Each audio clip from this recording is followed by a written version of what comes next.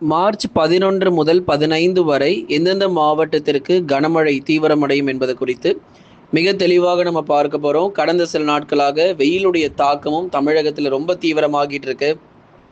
ஒரு நாளாவது காற்றுடன் கூடிய இடி மழை பொறுத்த வரைக்கும் வராதா அப்படிங்கிற தொடர்ந்து பல மாவட்டங்களில் இந்த சூழ்நிலை நம்ம பார்த்துட்டு இருக்கிறோம். எல்லாருமே எதிர்பார்க்குறாங்க. ஆனால் இது எல்லா பகுதிகளுக்குமே நமக்கு மழைக்கான வாய்ப்பு இல்லை. இந்த 4 to 5 நாட்கள் குறிப்பிட்ட ஒரு 3 to 4 மாவட்டங்களில் பரவலாக கனமழை அப்படிங்கிறதையும் நம்ம எதிர்பார்க்கிறோம்.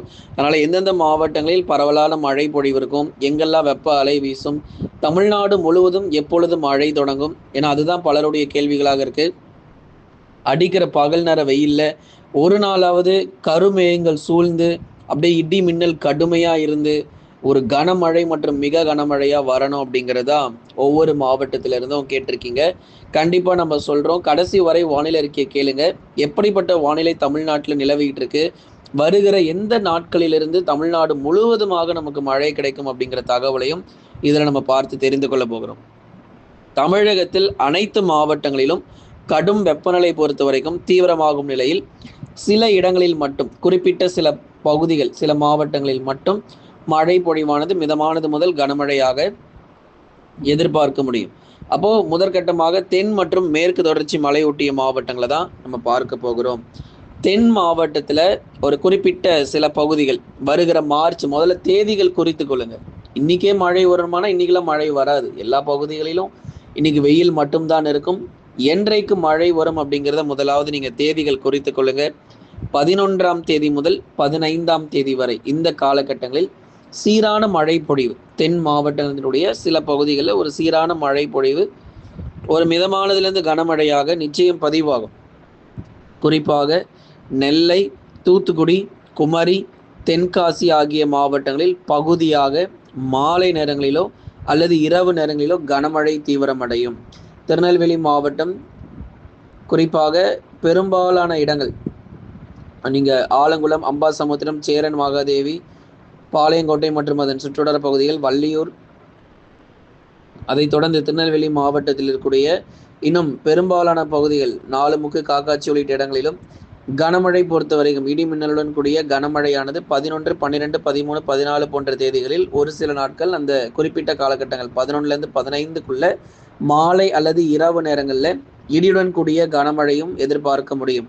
தூத்துக்குடி மாவட்டம், காயல்பட்டினம், ஸ்ரீவைகுண்டம், நாசிரேத்து, குரும்பூர் உள்ளிட்ட பெரும்பாலான தூத்துக்குடி மாவட்டங்களில் மிதமானது முதல் கனமழை 11 முதல் 15க்குள்ள நிச்சயம் எதிர்பார்க்கலாம்.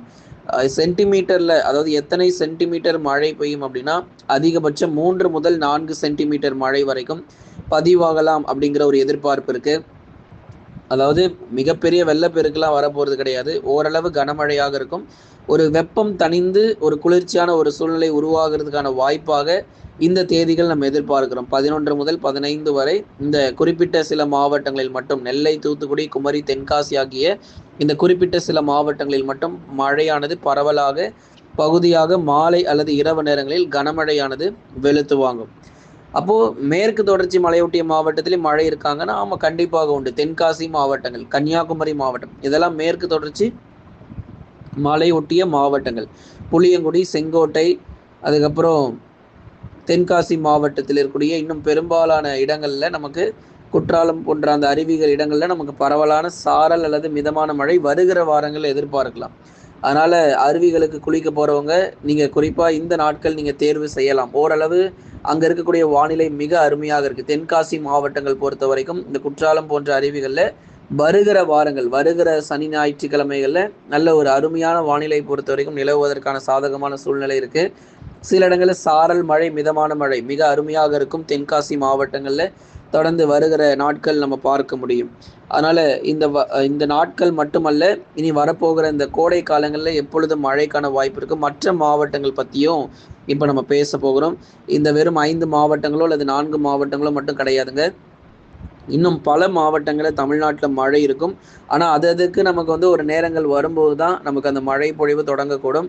அப்போது வட தமிழக கடலோரம் மற்றும் உள் மாவட்டங்களில் எங்களுக்கு மழையே கிடையவே கிடையாதா, அவ்வளவுதானா அப்படின்னு சொல்லி சிலருடைய கமெண்ட்டை பார்க்க முடிஞ்சுது.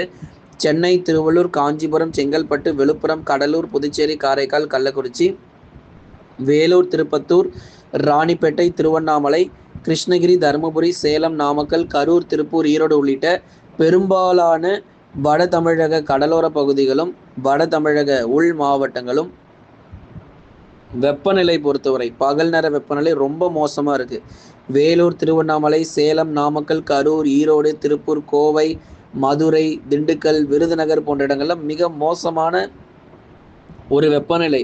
பாருங்க, இப்போவே 39 டிகிரி செல்சியஸை தொட்டாச்சு. நம்ம தமிழ்நாடு பொறுத்த வரைக்கும் 100 டிகிரி ஃபாரன்ஹீட்டுக்கு மேலே போயிட்டு இருக்கோம். ஏற்கனவே நமக்கு 96, 97 இருந்ததெல்லாம் போயாச்சு. 100, 101 டிகிரி ஃபாரன்ஹீட்டை நோக்கி போயிட்டு இருக்கிறோம். இப்போ அடுத்து வருகிற நாட்களில் இந்த ஏப்ரல் மாதத்தில் 103 முதல் 104 டிகிரி ஃபாரன்ஹீட்டும், மே மாதங்களில் 106 டிகிரி ஃபாரன்ஹீட் வரைக்கும் வெப்பநிலை கண்டிப்பாக உயருங்க. அதில் எந்த மாற்றமும் இல்லை. இயல்பிலிருந்து 3 முதல் 4 டிகிரி செல்சியஸ் வரைக்கும் இந்த வருஷம் வெப்பநிலை பொறுத்த வரைக்கும் உயர்வதற்கான வாய்ப்புகள் கண்டிப்பாகவே இருக்குது. அதில் எந்த மாற்றமும் இல்லை.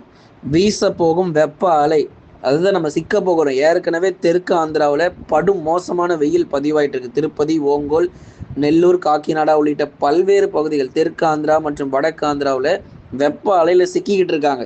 39 டிகிரி செல்சியஸ்க்கு மேலே. இன்னும் ஏப்ரலே வரல, அதுக்குள்ளே 40 டிகிரி தொட்டாச்சு ஆந்திரா பகுதியில். அந்த அளவுக்கு மிக மோசமான வெப்பநிலை தெற்கு ஆந்திரா பகுதிகளில் வெப்ப அலை பொறுத்த வரைக்கும் வீசிக்கிட்டு இருக்கு. தொடர்ந்து அதனுடைய தாக்கம் தமிழகத்திற்கும் எதிரொலிக்கும் இனி வருகிற நாட்களில்.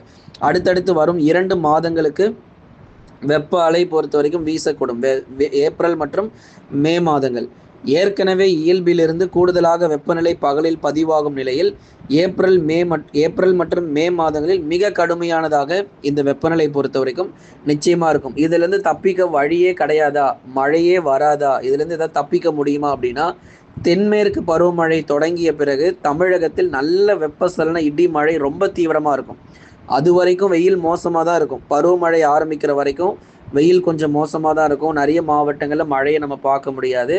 மே இறுதியிலிருந்து வெப்பசலன இடி மழை பொறுத்தவரை ரொம்ப அதிகமாக இருக்குது. குறிப்பாக தென்மேற்கு பருவமழை தொடங்கிய பிறகு ஜூன், ஜூலை மற்றும் ஆகஸ்ட், செப்டம்பரில் நல்ல மழை பொழிவு தமிழ்நாட்டில் எதிர்பார்க்கலாம். தண்ணீர் பஞ்சம் வந்துடும், மழை பற்றாக்குறை வந்துடும், எல்னினோ தொடங்க போகுதான், அதனால மழையே வராது அப்படிங்கிறதுலாம் இல்லை.